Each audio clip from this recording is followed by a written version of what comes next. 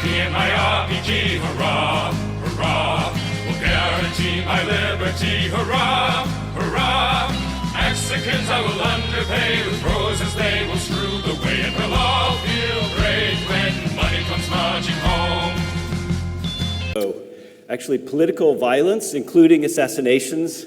Muchas gracias, queridos Galchihans, por la invitación.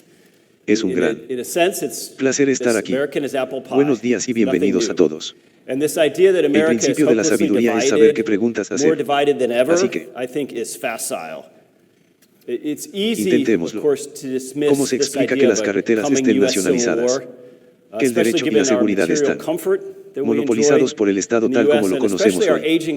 ¿Por qué crees que los bancos centrales ostentan el monopolio de la producción de dinero? ¿Y por qué la mayoría de la gente cree que podría existir algo como unos impuestos justos? ¿Cómo es posible que la gente piense que el socialismo y el comunismo fueron derrotados y colapsaron a finales de los años 90 y que el capitalismo ha triunfado? ¿Por qué mucha gente piensa que es una teoría de la conspiración que los globalistas estén trabajando en el derrocamiento neoclásico neomarxista de la sociedad libre, o de lo poco que queda de ella, con el objetivo de establecer un Estado mundial? Permítanme preguntarles cómo surgen confusiones absurdas y diagonal o mentiras como estas. ¿Por qué persisten? Es ignorancia. Es que la gente no sabe lo que está pasando. ¿Qué maquinaciones políticas están en juego? ¿O se trata de aceptación? La gente acepta todo esto porque espera obtener algún beneficio o cambio. Intentemos encontrar algunas respuestas a estas preguntas. Y para ello, comenzaremos con Ludwig von Mises. Mises señaló que nuestras acciones humanas están determinadas por las ideas. Por lo tanto, nos sorprende que quienes buscan influir en sus semejantes quieran influir en sus ideas. Esto se aplica especialmente al Estado tal como lo conocemos hoy. El Estado, tal como lo definió Mary Rothbard, es un monopolista territorial de la coerción y la violencia con poder de decisión supremo sobre todos los conflictos en su territorio y reclama el derecho a recaudar impuestos. El Estado y sus representantes pueden imponer coacción y violencia sobre sus semejantes de diversas maneras, mandoneándolos y saqueándolos. Para ello, el Estado y sus representantes pueden recurrir a la fuerza bruta, pero eso es costoso y no está exento de peligro para ellos. Para el Estado y sus representantes resulta mucho más atractivo que la gente se someta a ellos voluntariamente. Si considera el Estado necesario, indispensable e incluso magnífico, pero ¿cómo puede lograrse tal aceptación? Una forma es corromper a la mayoría de la gente para comprar su consentimiento. Por ejemplo, grabando a los relativamente pocos productivos y compartiendo el botín con los relativamente muchos menos productivos.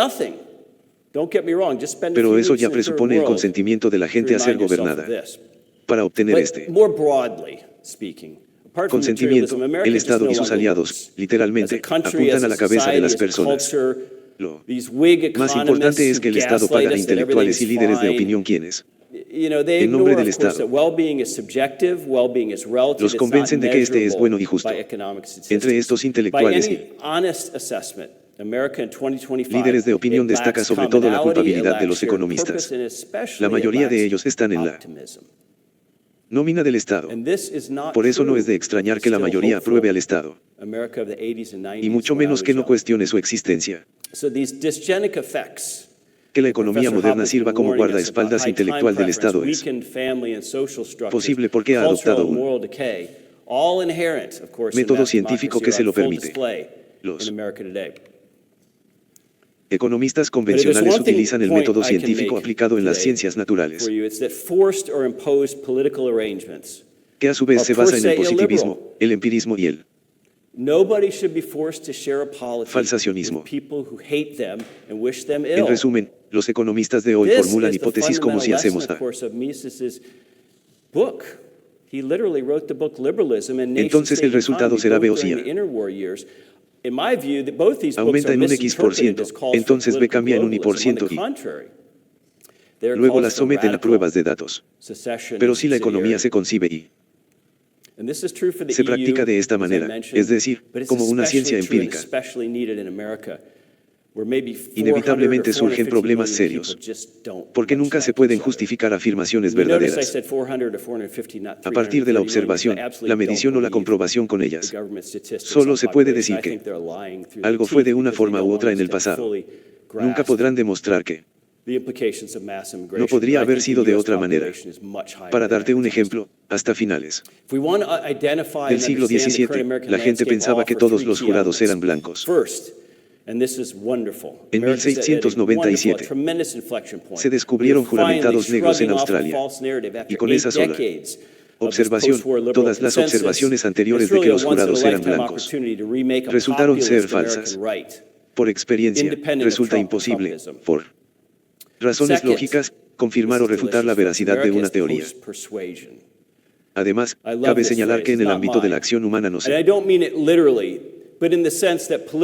pueden realizar observaciones homogéneas como es habitual en las ciencias naturales, por ejemplo, en los experimentos de laboratorio. En los experimentos de laboratorio, la razón es que los humanos son capaces de aprender, cambian sus objetivos, preferencias, valoraciones de los medios adecuados para alcanzar sus objetivos. En economía, los datos disponibles no nos permiten derivar leyes o regularidades de ellos. Así pues, cabe concluir que el método científico falsacionista empírico positivista resulta totalmente inadecuado para la economía. No puede producir conocimiento fiable. Peor aún, en la práctica, demuestra ser un caballo de Troya a través del cual se pueden enviar ideas falsas e incluso peligrosas, malas y siniestras a nuestro mundo, introduciéndolas de contrabando directamente en la mente de las personas.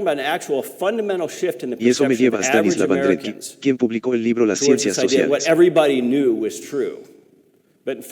Como brujería, abuso, moda y manipulación de la ciencia en 1972.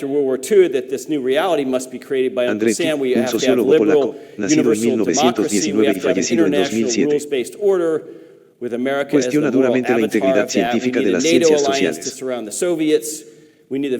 exponiendo cómo la ciencia social se ve perjudicada y corrompida por el sesgo ideológico, el arribismo y la psicofanía. Andrecki critica cómo el uso excesivo de vocabulario complicado a menudo sirve para magnificar ideas simples o banales y ocultar debilidades en la argumentación. Demuestra cómo las tendencias en las ciencias sociales a menudo se ven influenciadas por modas y agendas políticas en lugar de por un análisis objetivo. Los estudios de género me vienen a la mente. Según Andrecki, las ciencias sociales apenas producen ideas nuevas, sino que reciclan conceptos existentes con un nuevo envoltorio. Con la palabra hechicero en el título del libro, Andrecki alude a la similitud entre las prácticas mistificadoras de las ciencias sociales y los rituales mágicos destinados a impresionar a los no iniciados, sin ofrecer resultados sólidos. El libro no solo es una crítica atemporal, mordaz del mundo académico, sino que sigue siendo relevante para el debate sobre la integridad científica. También ofrece una explicación de por qué el mundo occidental ha experimentado un crecimiento tan descontrolado en las instituciones académicas y su personal. Cualquiera que lea a Andrecki reconocerá inmediatamente los beneficios egoístas, especialmente para los economistas, de aplicar de forma obstinada y acrítica el método científico de las ciencias naturales. Porque si uno, como economista, aplica el método de las ciencias naturales, puede cuestionar impunemente las ideas más probadas, incluso las afirmaciones verdaderas, y aliarse con cualquier moda o ideología política. Porque según este método, todo conocimiento es siempre hipotéticamente verdadero, nunca apodícticamente verdadero. Entonces se puede afirmar, por ejemplo, que si se expande la oferta monetaria, aumenta la prosperidad, o si se utiliza dinero fiduciario patrocinado por el Estado, el crecimiento y el empleo serán mayores que con el dinero respaldado por oro. O si se introduce la democracia, la gente disfrutará de la autodeterminación, etc. De este modo, los economistas convencionales proporcionan la plataforma perfecta para poner a prueba estas y otras promesas en la práctica bajo el lema verás que funciona. ¿Quién se negaría a aprobar una promesa de salvación tan atractiva? Y cuando las bellas promesas no se cumplen, digamos que la expansión de la oferta monetaria no causa prosperidad sino inflación. El socialismo no trae igualdad y libertad, sino desigualdad y falta de libertad. Los economistas pueden inmunizarse fácilmente contra las críticas. Dicen que hubo otros factores influyentes que impidieron el resultado previsto y que en el próximo intento tendrán en cuenta esos factores y entonces seguramente funcionará. Y así, la teoría falsa no queda expuesta como tal, como una ilusión, como una mentira. Y si la política pudiera invocar tal respaldo científico, cosa que no hace, entonces se podrían implementar ideologías antilibertad y una población en gran medida desinformada no sería capaz de ofrecer ninguna resistencia contra ellas. En esencia, las ciencias sociales y económicas actuales han internalizado el método de la escuela histórica alemana, tal como lo defendieron Gustav von Smola y sus predecesores, como Will Rosa, Bruno Hill, de Brannikes. El historicismo niega leyes o regularidades universales e invariables en el tiempo en el campo de la acción humana. Debería haber quedado claro que elegir el método científico equivocado en economía es algo así como el mayor desastre intelectual imaginable. Desde un punto de vista epistemológico, afortunadamente la confusión y la aberración pueden salir a la luz y resolverse. Y eso es lo que haré ahora. Introducción a los conceptos de conocimiento a posteriori y conocimiento a priori. Una afirmación a posteriori es aquella que nos proporciona conocimiento independiente de la experiencia. Por ejemplo, la placa de la estufa está caliente y lo sé porque la toqué antes. O el Banco Central bajó los tipos de interés y entonces observé un aumento en los precios de las acciones. El conocimiento a posteriori, sin embargo, depende de la interpretación. Las observaciones no hablan por sí solas. Deben ser interpretadas. Las afirmaciones a priori son de una naturaleza completamente diferente. Es una experiencia independiente y verdadera que reclama validez universal. No se puede negar sin presuponer su validez, lo cual provoca una contradicción lógica. Por ejemplo, mejor dicho, por ejemplo, está la ley de la contradicción en lógica. No puede ser que exista una ciencia y al mismo tiempo que no exista, y el gran logro de Ludwig Feiser fue reconocer y definir la economía como una ciencia prioritaria de la acción humana. Afirmó que existen enunciados y conocimientos verdaderos e indiscutiblemente ciertos en el ámbito de la acción humana. Cómo actúan los humanos, y sus acciones tienen un propósito. Los actores deben emplear medios para lograr sus fines. Los recursos son escasos. La acción humana requiere tiempo. El tiempo es un medio para alcanzar fines y, por lo tanto, escaso. La acción implica causalidad de causa y efecto. La acción humana también implica preferencia temporal y tipo de interés originario. Ambos no pueden eliminarse y están siempre y en todas partes donde Hay acción humana. Las ganancias y las pérdidas, los costos y los rendimientos también se fundamentan lógicamente en la lógica de la acción humana. El método científico, que emplea la lógica de la acción humana, nos proporciona un conocimiento prioritario, enunciados verdaderos, independientes del tiempo y del lugar. Por ejemplo, sabemos con certeza apodíctica que el intercambio voluntario beneficia a todos los participantes. Esto crea una situación en la que ambas partes ganan, mientras que ese intercambio forzado es una situación en la que una parte gana y la otra pierde, lo que significa que una parte mejora a expensas de la otra. O bien sabemos que el dinero se originó en el libre mercado a partir de una mercancía y que el papel moneda o dinero fiduciario no pudo haber surgido voluntariamente. Tuvo que haber sido introducido y debe ser mantenido mediante la coerción y la violencia, pues de lo contrario el Estado tal como lo conocemos hoy no podría haber surgido de un acuerdo voluntario. Más bien, se estableció mediante la coerción y la violencia y se mantiene vivo por esos medios, o bien el Estado, tal como lo conocemos hoy, siempre crece y se vuelve más poderoso. No se puede contener. ¿Cómo? Lo expresa sucintamente Ansman Harper, todo gobierno mínimo tiene la tendencia inherente a convertirse en un gobierno máximo. Fin de la cita. ¿O no? Sorprende que, dado que el Estado ha monopolizado la producción de dinero, quiera abolir el efectivo e introducir dinero digital del Banco Central.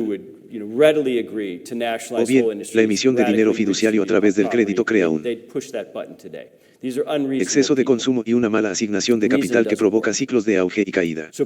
O bien, la expansión de la oferta monetaria en la economía conlleva una disminución del poder adquisitivo de la unidad monetaria en comparación con una situación en la que no se expandiera la oferta monetaria. O bien, la afirmación de que aumentar la oferta monetaria enriquece una economía es lógicamente falsa.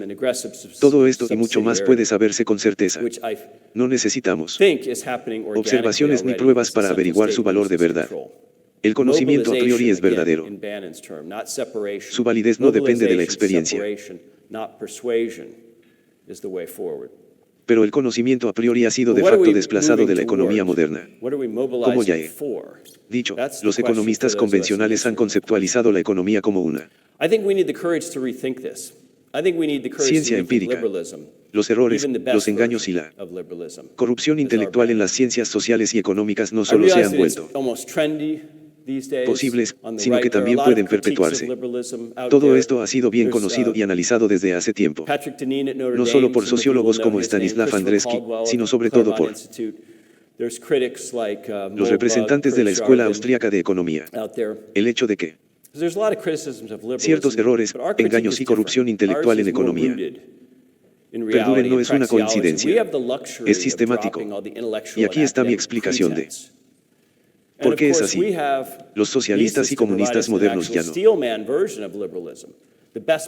se basan principalmente en revoluciones sangrientas y físicamente violentas como a principios del siglo XX.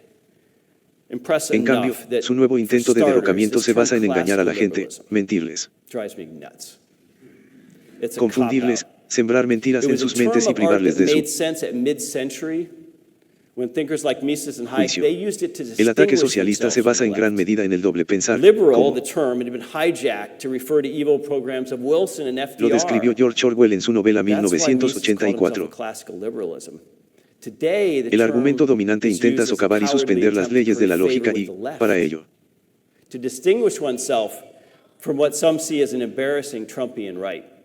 se mantienen dos creencias contradictorias o mutuamente excluyentes, y ambas son aceptadas. No es difícil dar algunos ejemplos de este doble pensar que se han vuelto ampliamente aceptados. Se dice que el Estado, por poner un ejemplo, protege la propiedad y garantiza la libertad, aunque también destruye la propiedad y la libertad, o bien, los males sociales como la crisis económica, la inflación, la pobreza en todas las edades, etc., son causados por el capitalismo. Aunque en este mundo no existe el capitalismo. sino más bien el intervencionismo o el semisocialismo, o se presenta la democracia como un sistema de libertad, si bien la democracia entendida como gobierno de la mayoría es incompatible con la libertad individual, o se cree ampliamente que los bancos centrales combaten la inflación. Esto no es cierto. Los bancos centrales provocan inflación. A veces provocan una inflación alta y a veces una inflación baja, pero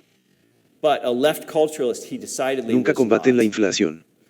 Como ya se ha dicho, el Estado utiliza deliberadamente las ciencias sociales y económicas para sus propios fines. Al menos la profesión económica tradicional se ha asegurado de trabajar en el mejor interés del Estado y sus aliados, incluidos ellos mismos. Los científicos que consideran y practican la ciencia social y económica como una ciencia experimental se les prometen recompensas, puestos seguros, prestigio y pensiones generosas.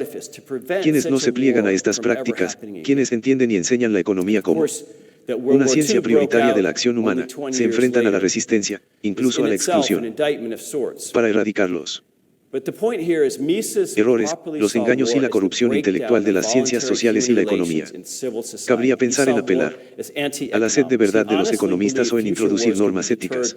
O bien se podría exigir la privatización de la educación, organizando las escuelas y universidades a través del libre mercado, impidiendo literalmente que el Estado se inmiscuya en la vida de las personas. Sin embargo, esto no solucionaría el problema de raíz. Recordemos que intentar determinar las ideas de las personas es un instrumento de dominación muy eficaz. Quien determina las ideas de las personas determina sus acciones. Es de esperar que no solo el Estado tal como lo conocemos hoy, sino también grupos de interés especiales como los grandes agricultores, las grandes tecnológicas, los grandes bancos, las grandes empresas alimentarias o el Foro Económico Mundial, las Naciones Unidas, etc., e incluso grupos abiertamente criminales como la mafia, traten de determinar las ideas de sus semejantes para lograr sus propios fines.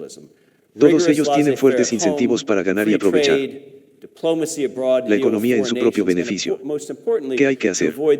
Pues bien, la resistencia eficaz contra el abuso de la ciencia, su decadencia, sus falsas enseñanzas. Engaños y mentiras no viene de arriba, sino del individuo. Y así lo vio el filósofo de la Ilustración, a Immanuel Kant, situando esencialmente al individuo en el centro de la escena. Kant instó a sus semejantes a superar su pereza y cobardía y a pensar por sí mismos. Creía que es posible que las personas se iluminen, que se iluminen. Si existe la libertad de expresión, si se me permite usar un término moderno, las personas ilustradas juzgan por sí mismas las afirmaciones de verdad. No confían ciegamente en autoridades como maestros, profesores, rectores, presidentes, etc., sino que consultan sus propios razonamientos y, si es necesario, buscan el consejo de otras personas racionales. Mises, sin embargo, parece haber sido pesimista respecto a que la Ilustración japonesa pudiera funcionar. En sus memorias de 1944, escribió, cito, «¿Acaso no se debe considerar inútil el intento de guiar a las masas por el camino correcto? Cuando se ha comprobado que hombres como John Maynard Keynes, Bertrand Russell, Harold Lusky y Albert Einstein no pudieron comprender los problemas económicos». La cita termina. Pero no es necesario recurrir a la educación económica para ilustrar verdaderamente a las personas, como pensaba Mises. Afortunadamente, es mucho más sencillo. De hecho, basta con comprender una afirmación muy simple, comprensible para cualquier persona en su sano juicio. Y aquí está. Solo existen dos formas en que los seres humanos podemos interactuar: voluntariedad o coacción y violencia. Repito, solo hay dos maneras en que los seres humanos podemos interactuar: voluntariedad o coacción y violencia. Un ejemplo de voluntariedad: te ofrezco una manzana por $1 y aceptas mi oferta si quieres o la rechazas como desees. Un ejemplo de coacción y violencia: te obligo a comprar mi manzana por $1. Y si te niegas, And when it comes to so-called classical liberalism, the good kind, te amenazan el castigo, el dolor y el sufrimiento. El libre mercado es una expresión de voluntariedad. Esto conduce a una situación en la que todos ganan. El Estado tal como lo conocemos hoy, con sus impuestos, regulaciones, dinero fiduciario, etc., es una expresión de coerción y violencia. El Estado no se basa en la voluntariedad, se basa en la coacción y la violencia. Sospecho que la mayoría de la gente prefiere la voluntariedad a la coacción y la violencia. Pero independientemente de si mi sospecha es correcta o no, cualquiera que afirme o niegue la declaración, existe voluntariedad o coacción y violencia, lo cual presupone la voluntariedad, es decir, la libertad del individuo para usar su cuerpo según sus deseos. De lo contrario, ni siquiera podrían afirmarlo o negarlo. Si alguien afirma que debe existir alguna forma de coerción y violencia para que otros puedan actuar con voluntariedad, entonces, en efecto, está argumentando en contra de la voluntariedad limitada y reducida, lógicamente. Hablando, es algo distinto a la voluntariedad. No se trata de voluntariedad. O bien existe la voluntariedad, la libertad del individuo, o no la existe. No hay término medio. De hecho, ni siquiera es necesario esforzarse por justificar la voluntariedad, la libertad del individuo, porque no se puede justificar convincentemente lo contrario. Quien cuestione que la libertad del individuo deba restringirse, ya sea parcial o totalmente, presupone que la libertad del individuo es válida y necesaria menos para sí mismo, negando así que eso sería una contradicción ilógica, sería una auténtica tontería. Y así llegó a la conclusión de mi charla. Stanislav Andrecki difícilmente podría haber elegido un título más apropiado para su libro, Las ciencias sociales como brujería, abuso, moda y manipulación de la ciencia. Espero poder demostrar que la elección abusiva del método científico en economía puede ser responsable de errores conocidos, engaños y corrupción intelectual, que, además, pueden persistir durante mucho tiempo, y que el contraataque más eficaz contra las ideologías destructivas de la falta de libertad que se han infiltrado en el mundo occidental es un pensamiento prioritario, un conocimiento prioritario, especialmente en economía. Quien explore de forma constante el mundo actual con un pensamiento prioritario verá y expondrá claramente los errores, los engaños y la corrupción intelectual de los que son responsables las ciencias sociales y económicas. Un conocimiento prioritario revela inequívocamente que el mundo occidental se dirige hacia el socialismo o una nueva forma de fascismo, y que el gran reinicio, la política verde, el nacionalismo extremista, el decrecimiento y la desindustrialización son medios para ese fin. Dicho esto, el conocimiento prioritario debe considerarse el arma más afilada en la lucha por la libertad contra el socialismo y su impacto destructivo en la civilización humana. Y para todos aquellos que piensen que esta conclusión es demasiado simple, me gustaría terminar con una cita de Johann Wanefo Uengerta. A la gente le molesta que la verdad sea tan simple. Deberían tener en cuenta que todavía tienen suficientes problemas para aplicarlo de forma práctica en su propio beneficio. Muchas gracias por su atención. Liberalism has no answer for illiberalism. Democracy has no answer for illiberalism.